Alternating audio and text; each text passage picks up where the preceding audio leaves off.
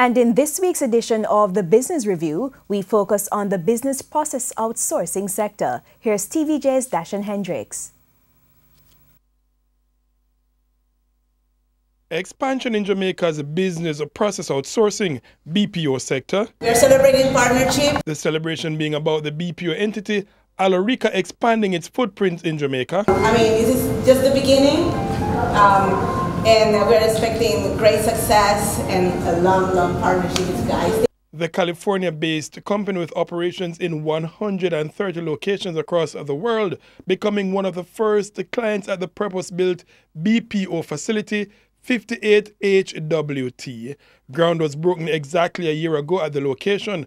The aim to create the Caribbean's largest technology park. The spend $30 million to renovate old warehouses and build a new space. The outcome, a modern BPO center. Today we see this as the first day, in our first bay for ISG. I'm not going to call it the ISG bay. I'm going to call it the first ISG bay, that we have here in Kingston. Alorica declaring early it would be a client has the International Hotels Group, IHG, in its portfolio. The hotel company managing over 5,000 hotels worldwide, and Alorica, the chosen entity to aid its clients, expanding to Jamaica to do so. We chose Jamaica because we believe we can make Jamaica the crown jewel of the Caribbean. The Jamaican people are one of the most hardworking people I've seen anywhere in the world.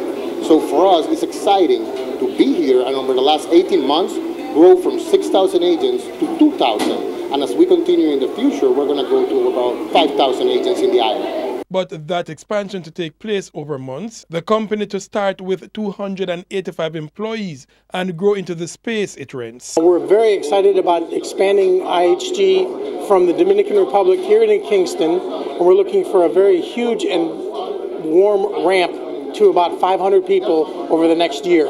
Over the next couple of months, we'll be hiring over 1,000 Aloricans to come join us in our family. All this part of the government's plan to boost employment in the BPO sector to absorb the thousands of young people leaving school each year. The strategy helping to create a dent in the stubbornly high unemployment among youths, which continues to be 3 times higher than the national average. But the most recent Labour Force statistics showing it declined from almost 30% to 25% in the 12 months to the end of April, and helping Jamaica to move along the target of generating 25,000 new BPO jobs in 2018, as the Prime Minister promised last year, though it's not clear if that target is being achieved. For the Business Review, I am Dashan Hendricks.